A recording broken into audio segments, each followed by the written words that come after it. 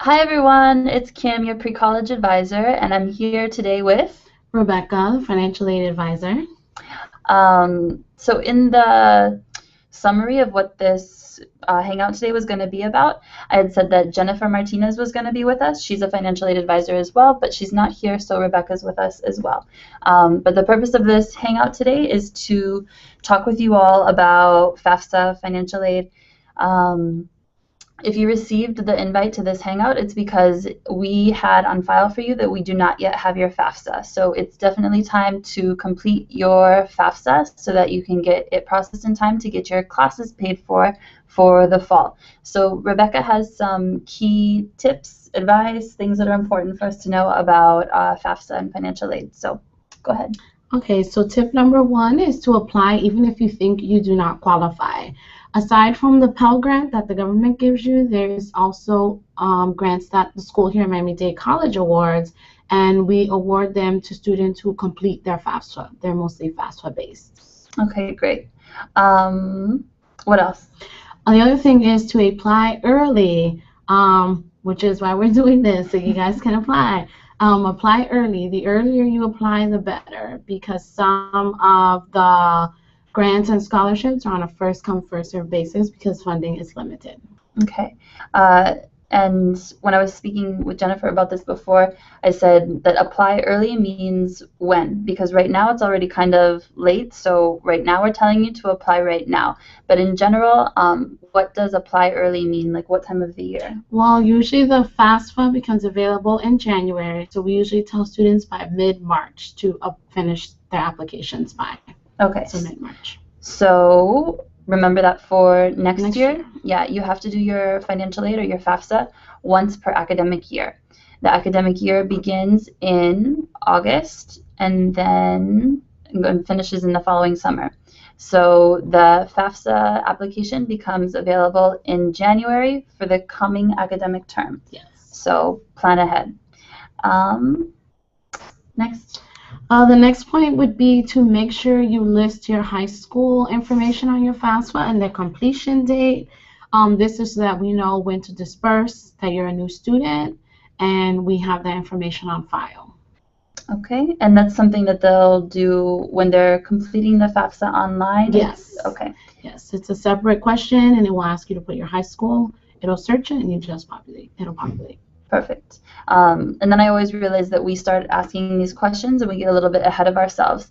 And so we need to back up. I'm a high school senior and I haven't started my FAFSA at all yet because I don't even know where to start and my parents don't know where to start. So what is our first step? What do we do?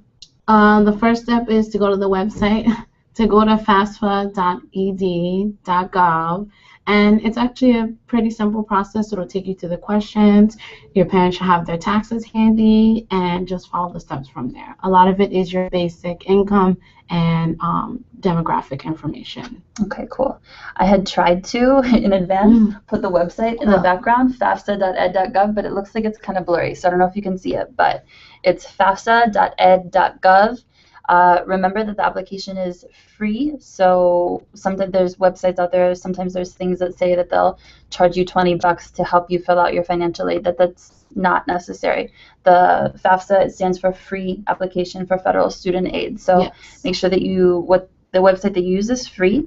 And there's something called a data retrieval tool. Can you tell them about that? Because it makes it a little bit easier, I think. That was my next point. Okay. So the data retrieval tool, what it does is when your parents enter their information on the FAFSA, it'll take them out to the IRS website, and as long as they put their name, their address, and how they file correctly, it'll have a checkbox that says enter it into my FAFSA, and the parents don't have to enter their own tax information. Great. It will do it for you. Okay. So doing that is definitely important because a lot of students will get selected, like we'll request extra documentation. We don't want to do that.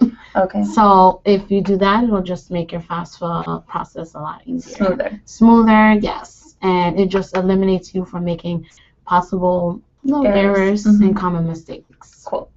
So when you're online filling out the FAFSA, it'll ask you a series of questions to make sure that you're eligible to do this IRS data retrieval, and then you say yes, that you'll do that, and it'll make the process faster and easier.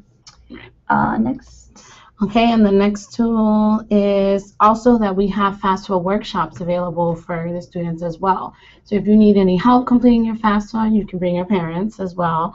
We do have on-campus workshops. One is Tuesdays at 3 p.m. in room 1313, and we have another one on Fridays at 10:30 in room 1322. Okay, so can you say those dates and times again? Tuesdays, every Tuesday at 3 p.m. we have one, and Fridays at 10:30 a.m.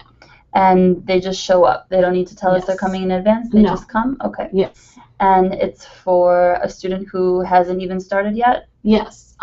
Try maybe to get the PIN. If you don't, we'll help you with that, but you don't need to have completed the FAFSA already. Okay, so get the PIN meaning maybe they started their FAFSA application, got stuck on a problem somewhere and saved it, exited, and now can come to us to help complete. Yes, and we will help you complete it. Cool. I think that was it that I wanted to make sure that we covered, and I don't see any questions from anyone out there. If you do have any questions, you have my email, so please go ahead and email me or call me. Anything else? And we also do have a FAFSA completion tool on YouTube as well. So if you get stuck and it's not the day of one of the workshops, you can go on our YouTube and see the completion video. Cool. All right. Thank you. Have a good day.